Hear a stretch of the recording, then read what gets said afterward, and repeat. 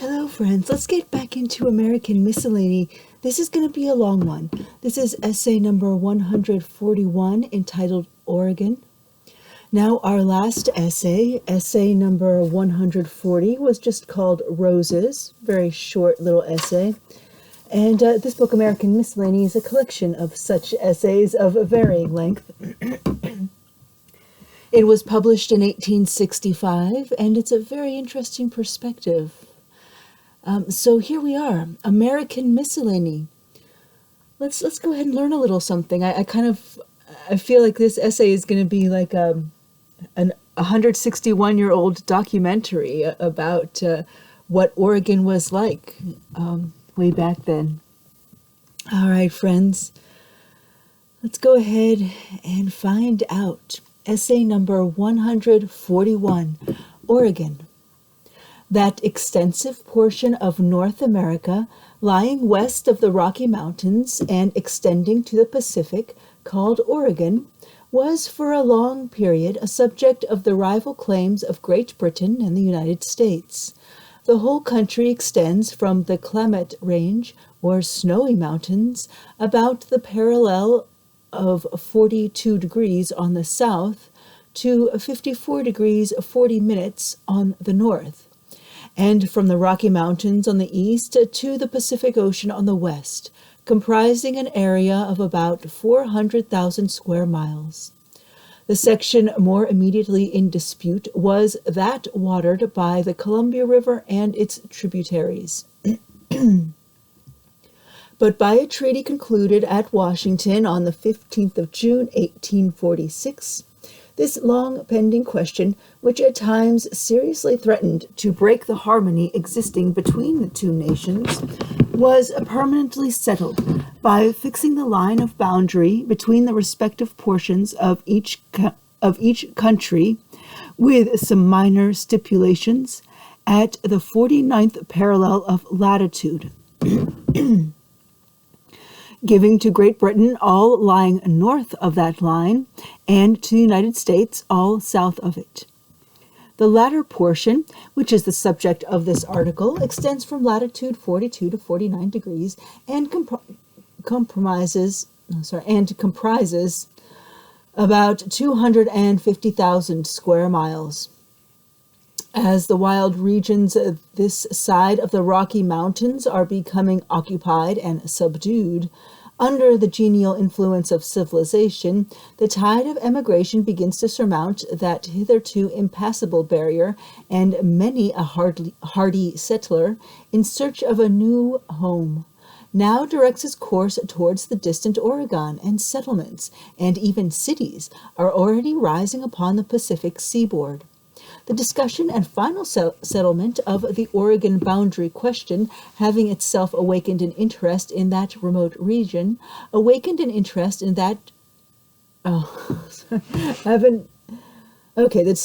discussion and final settlement of the Oregon boundary question, having of itself awakened an interest in that remote region, a brief historical and topographical sketch of the Oregon Territory may be of interest to our readers.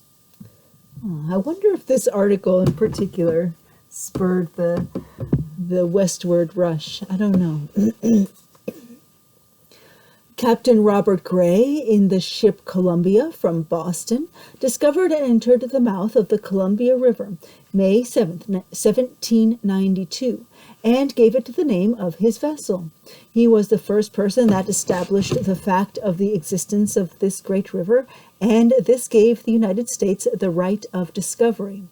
In 1804-05, Captains Lewis and Clark, under the direction of the government of the United States, explored the country from the mouth of the Missouri to the mouth of the Columbia, and spent the winter of 1805-06 at the mouth of the Columbia.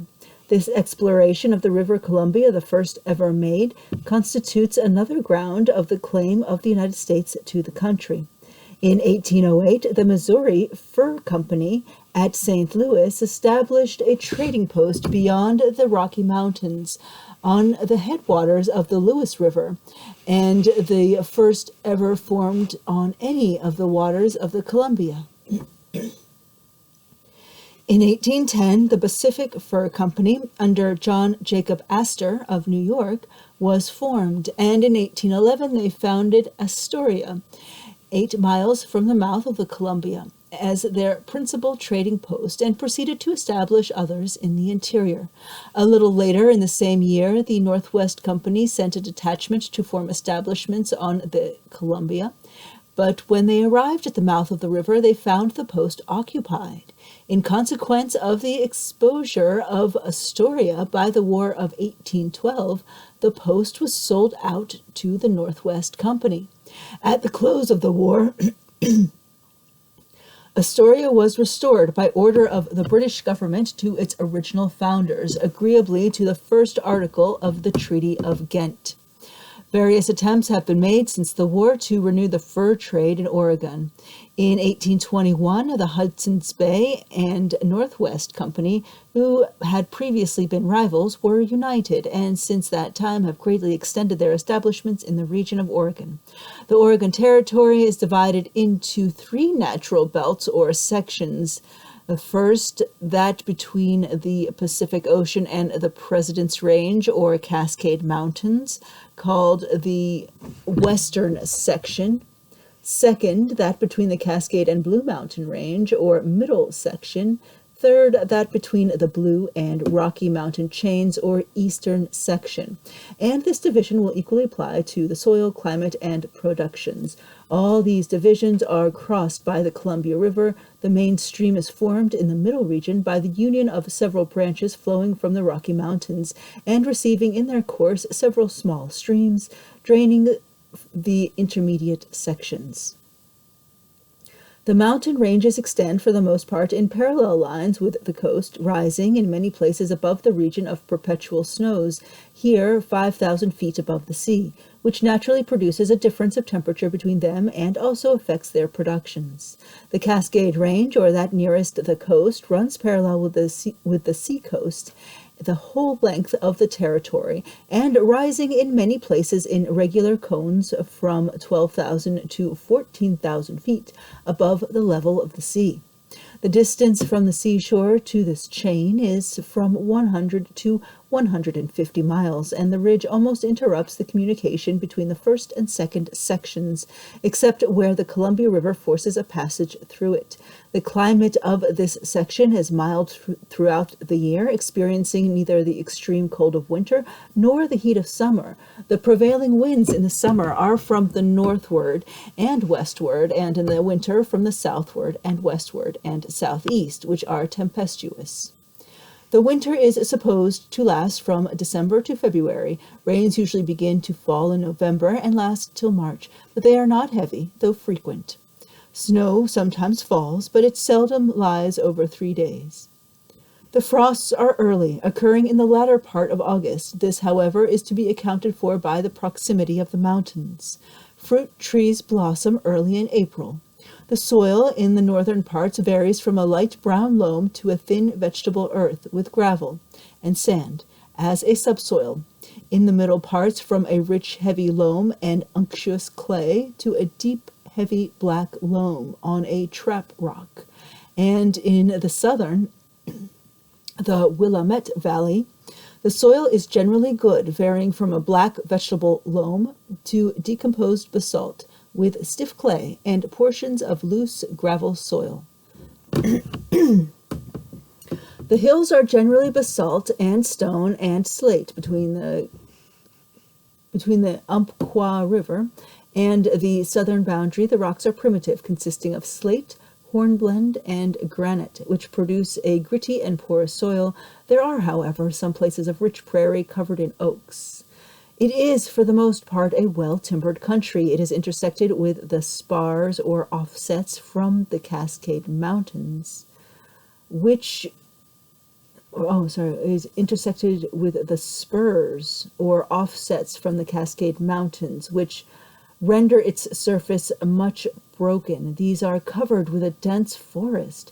The timber consists of pines, firs, spruce, oaks, red and white, ash, arbutus, arbor, vitae, cedar, poplar, maple, willow, cherry, and yew. T-E-W. Maybe U? And 2, with a close undergrowth of hazel, rubus, roses, etc.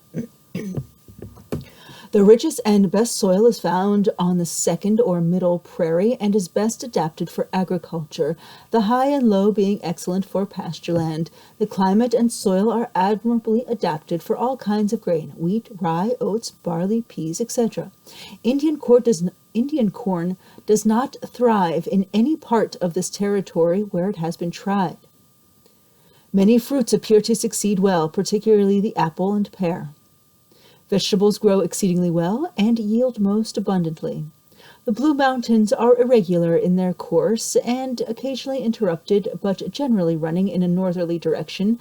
They commence in the Klamath Range near the southern boundary of the territory. They are broken through by the Sapton or Lewis River and branch off in hills of moderate elevation until they again appear on the north side of the Columbia River above the Okanagan River, passing in a north direction until they unite with the Rocky Mountains in latitude 53 degrees north.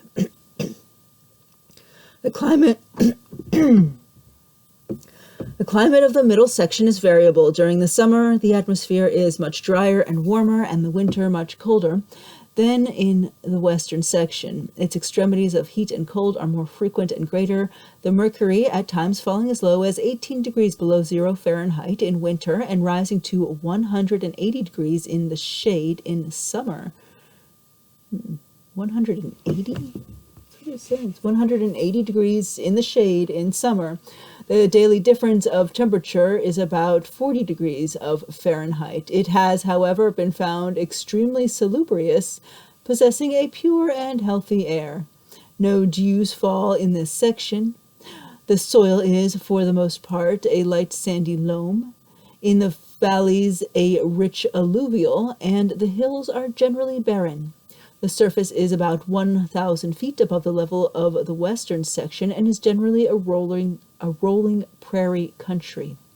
In the center of the section, near and around the junction of the Sapton or Snake and Columbia rivers, is an extensive rolling country which is well adapted for grazing. South of the Columbia and extending to the southern boundary of the territory, it is destitute of timber or wood, although there are portions of it which might be advantageously farmed. The Rocky Mountains form the boundary of the eastern section and of the territory. They commence on the Arctic coast and continue an almost unbroken chain until they merge in the Andes of South America. The climate of the eastern section is extremely variable. In each day, there are all the changes incident to spring, summer, autumn, and winter. There are places where the small farms might be located, but they are few in number. The soil is rocky and uneven and presents an almost unbroken barren waste. Stupendous mountain spurs traverse it in all directions, affording little level ground. Snow lies in the mountains nearly, if not quite, throughout the year. It is exceedingly dry and arid, rains seldom falling, and but little snow. This country is partially timbered and the soil much impregnated with salts. The Columbia is the great river of the territory. Its northern branch takes its rise in the Rocky Mountains in latitude 50 degrees north, longitude 116 west. Thence it pursues a northern route to near McGillivrays Pass in the Rocky Mountains. At the boat encampment, the river is 3,600 feet above the level of the sea. Here it receives two small tributaries, the Canoe River and that from the Committee's Punch Bowl. Thence it turns south, having some obstructions to its safe navigation and receiving many tributaries in its course to Colville, among which are the Kootenai or Flatbow and the Flathead or Clark River from the east, and that of Colville from the west.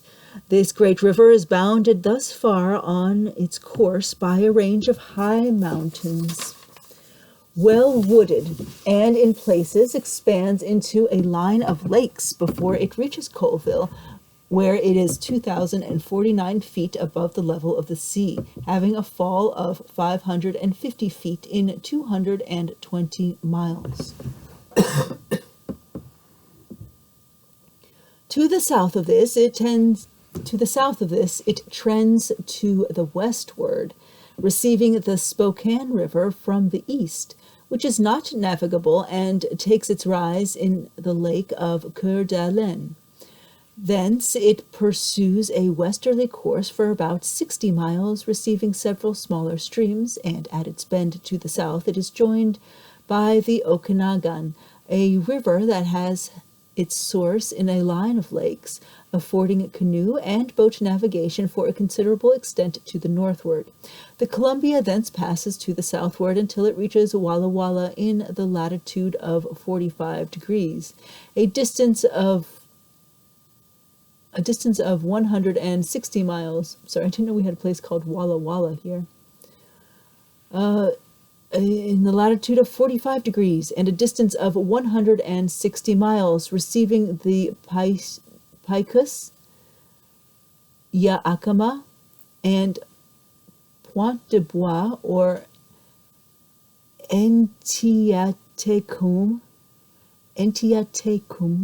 from the west, which take their rise in the Cascade Range, and also its great southeastern branch, the Septon or Lewis, which has its source in the Rocky Mountains near our southern boundary and brings a large quantity of water to increase the volume of the principal stream. The Lewis is not navigable even for canoes except in reaches. The rapids are extensive and of frequent occurrence. Its length to its junction with the Columbia is 520 miles. The Columbia at Walla Walla is 1,286 feet above the level of the sea and about 3,500 feet wide. It now takes its last turn to the westward. Sorry, that word is obscured. Receiving, maybe? Returning? I don't know. R-E something I-N-G. I don't know, about 3,500 feet wide. It now takes its last turn to the westward, reaching maybe the Umatilla, Quesnels, John Days, and Deschutes rivers from the south, and Cathlatates from the north, pursuing its rapid course of 80 miles previous to passing through the range of Cascade Mountains in a series of falls and rapids that obstruct its flow and form insurmountable barriers to the passage of boats by water during the floods. These difficulties, however, are overcome by portages. Thence there is still water navigation for 40 miles when its course is again obstructed by rapids. Thence to the ocean, 120 miles. It is navigable for vessels of 12 feet draft of water at the lowest state of the river, though obstructed by many sandbars.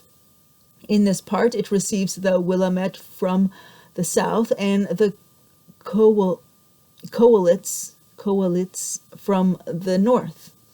The former is navigable for small vessels 20 miles to the mouth of the Clackamas, 3 miles below its falls. The latter cannot be called navigable except for a small part of the year during the floods, and then for only canoes and barges. The width of the Columbia within 20 miles of its mouth is much increased, and it joins the ocean between Cape Disappointment and Point Adams, forming a sand pit from each by deposit and causing a dangerous bar which greatly impedes its navigation and entrance. The mouth of the Columbia, however, is every day becoming better known. A new and excellent channel has recently been discovered. It is to the northward of Peacock Spit, and at no point in this channel is there less than 3.5 fathoms depth of water. From explorations, it is thought there is also an available south channel, which, should it prove to be well founded, will make those entrances to the great will make 3 entrances to the great Western River. Fraser's River takes its rise in the Rocky Mountains about the 53rd parallel, and after receiving the waters of several smaller streams, breaks through the Cascade Range in a succession of falls and rapids and empties into the Gulf of Georgia about the 49th parallel, its whole length being 350 miles. The Chiquiles is next in importance. It has three sources among the range of hills that intersect the country north of the Columbia River. After a very tortuous course and receiving some small streams issuing from the lakes in the high ground near the headwaters of Hood's Canal and Puget's Sound, it disembogues in Gray's Harbor. To the south of the Columbia, there are many small streams, but three which deserve the name of rivers. These are the Umpqua, Tutututna, or Rogues River, and the Clemette, the last named, entering into the ocean south of the parallel of 42 degrees. The character of the great rivers of the Oregon is particular. It is peculiar.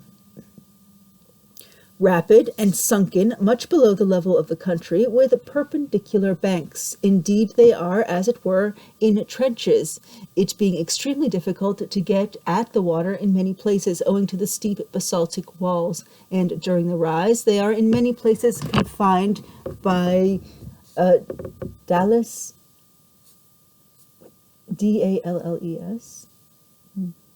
They are in many places confined by Dalles, which back the water some distance, submerging islands and tracts of prairie, giving the appearance of extensive lakes. In the various sections of Oregon, there are many lakes. The Okanagan, Stewart's, Quiznells, and Kamloops are the largest in the northern section. The Flatbow, Coeur d'Alene, and Kalispelm in the middle section, and those forming the headwaters of the large rivers in the eastern section.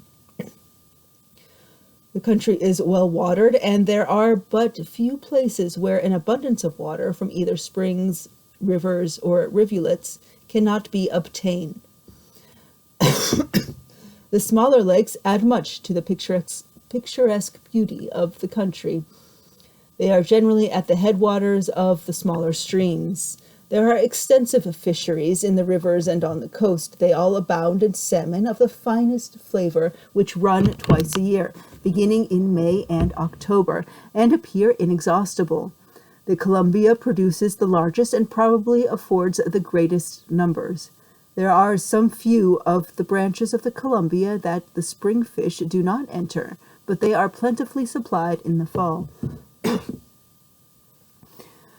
The great fishery of the Columbia is at the Dalles, but all the rivers are well supplied.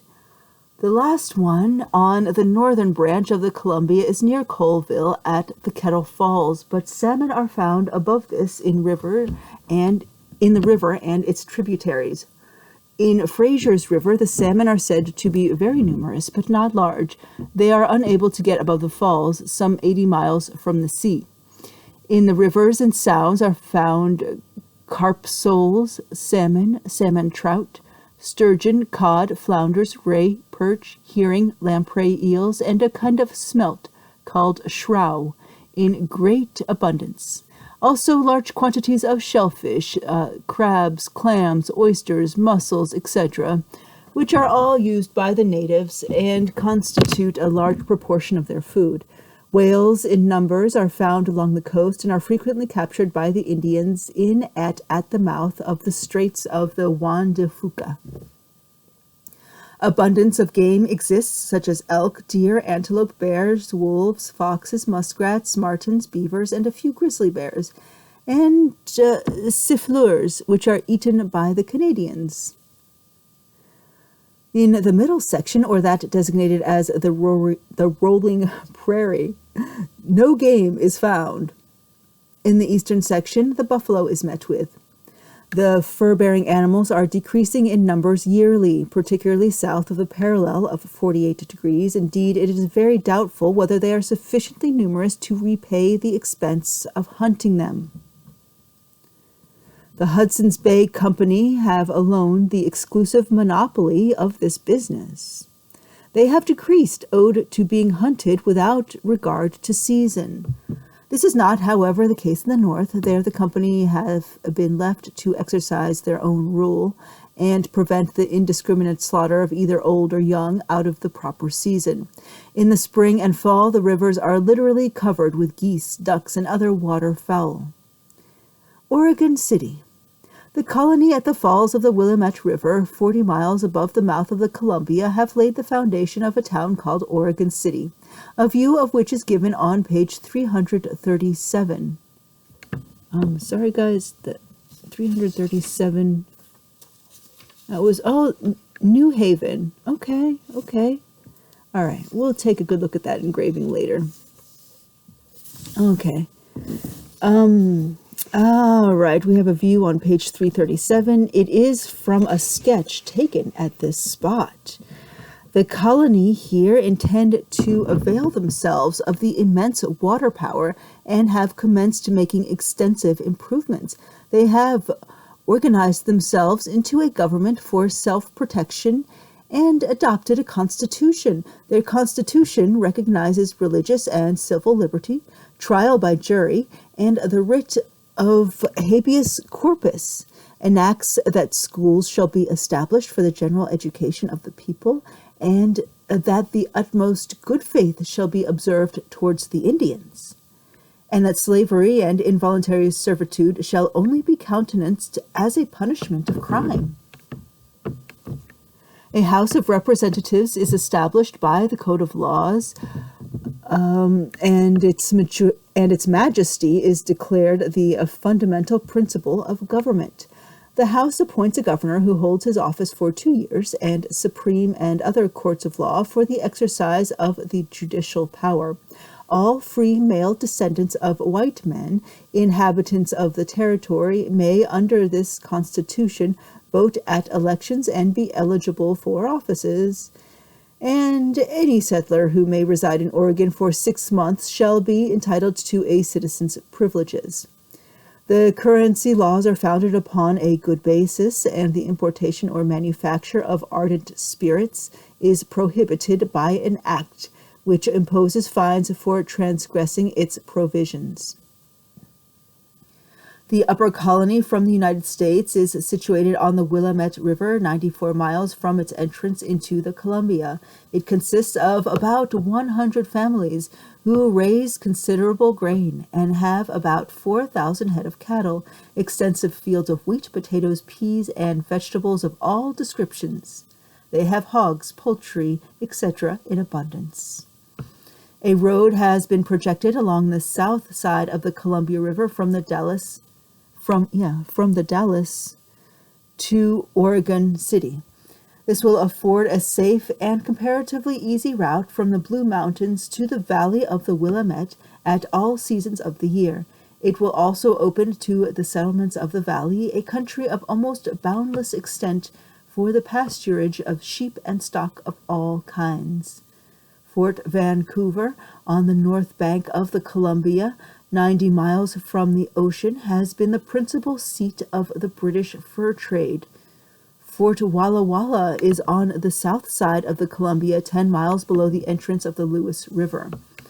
There are also several other settlements at different points of the territory. There have also been, for some years, several missionary stations at different points in Oregon.